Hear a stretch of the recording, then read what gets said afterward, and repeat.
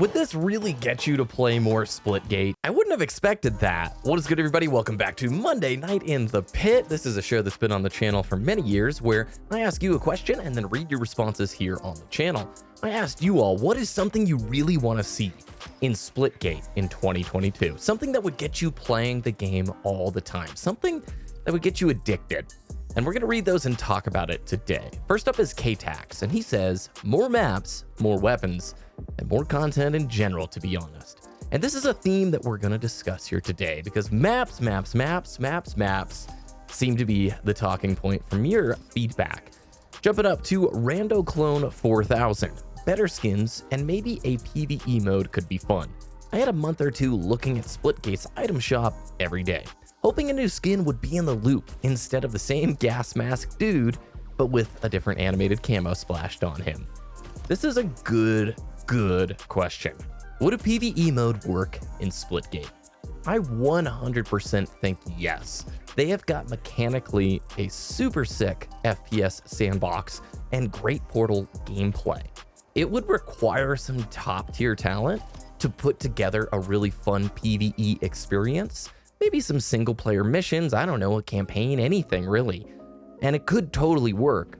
But would that be like the thing that gets you to play all the time this next year?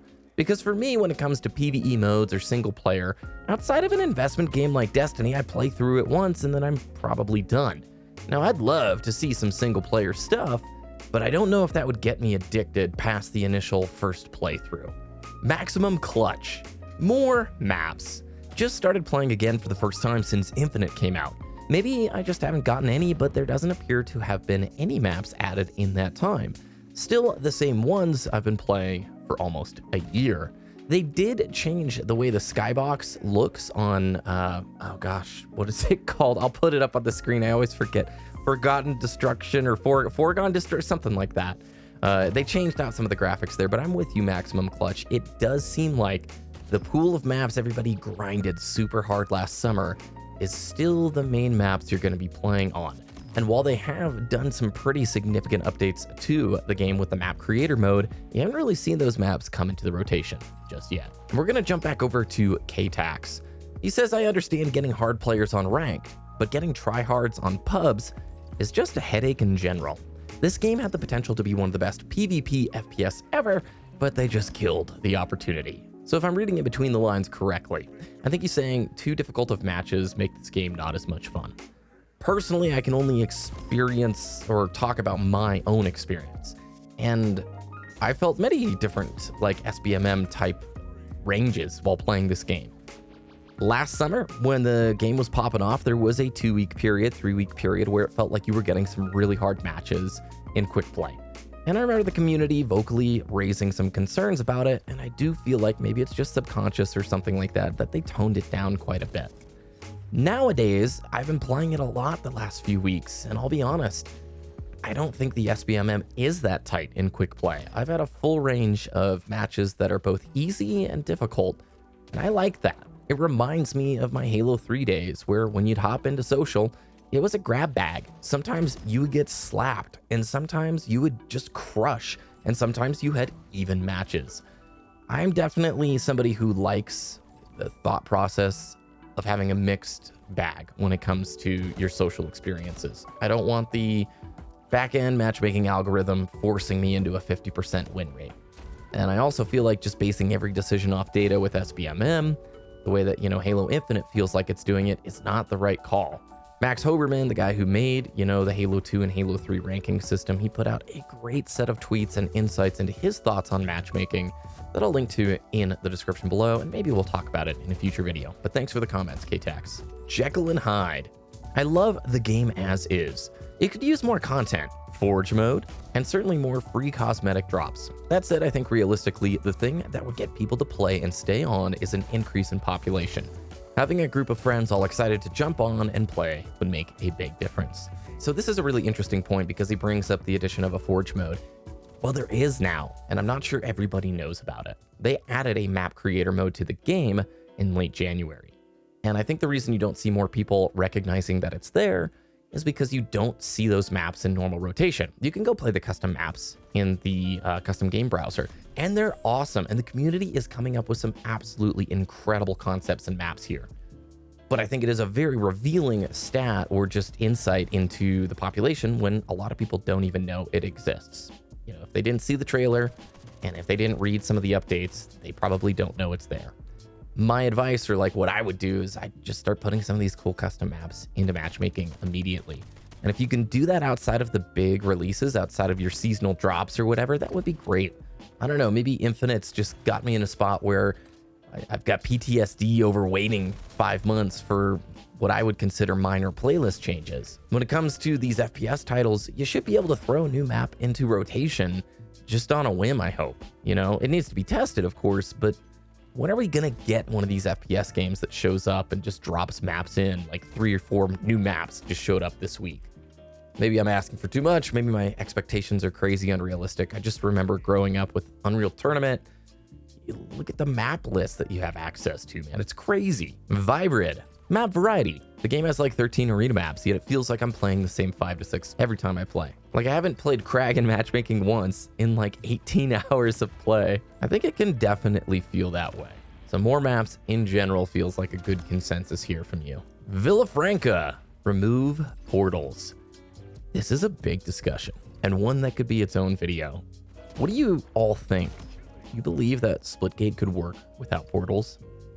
I think it could. I know it is the key, unique identifying point of Splitgate, but I truly think their sandbox is good enough that this game really could succeed without portals. And the portal mechanic, as awesome as it is, I feel like scares away plenty of would-be players just because they don't want to keep track of it. But on the whole, that would require such a huge pivot, and it might also like take away a key element that players love. I really like the portal mechanic.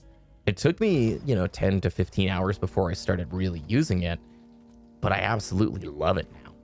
That's a great question, and I'm curious what you all think about if this game could work without it. Douglas Armstrong. More maps, new guns, and better matchmaking systems. More maps, absolutely. New weapons, oh yeah. I want to see the sandbox extend here. I feel like they could do some crazy creative things.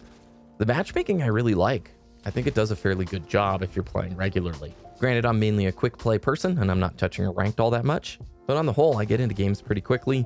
And like I said, it's that grab bag experience where some are tight, some are easy, and some are just medium matches. And finally, OH Beast 1337. Offline modes like a paid standalone campaign or offline bots.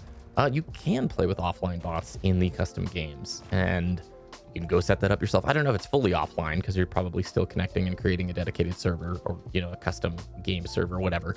But you can do bots in custom games. And a standalone campaign, we talked about earlier, could be pretty cool. For me personally, I think more maps and extending the sandbox would be the way to go. More frequent updates too, and then target the in-between times for some of these other top FPS titles. I really want to know when we're going to get a big map drop, similar to what we had in the past, a long way back. Now, I know maps are playtested way more, and a lot of thought and care goes into them. But do you remember getting a map pack or a big DLC drop and it was like 7 new maps added to the game? That's really what I want to see or feel like for these arena titles every 3 or 4 months. You drop in 7 new maps every 3 months into the game. That is going to feel very fresh. When people watch footage or streamers of it, they're going to go, whoa, what is that gun? What is that map? I haven't seen that before. I should check this out again. Those are the things that are instantly recognizable as a player as an update to the game that looks fun. I want to experience it. I want to just look around and see what it's like. It's very difficult waiting so long playing the same map pool because in Arena, new maps absolutely change how the game is played. You're not altering the sandbox massively every 3 months. You're not completely changing it with a brand new mechanic. The way the experience sees variety is new maps. So that is something that would get me straight addicted. If I knew that there were new maps, like a lot of new maps coming regularly and some new sandbox changes, that would be a big deal.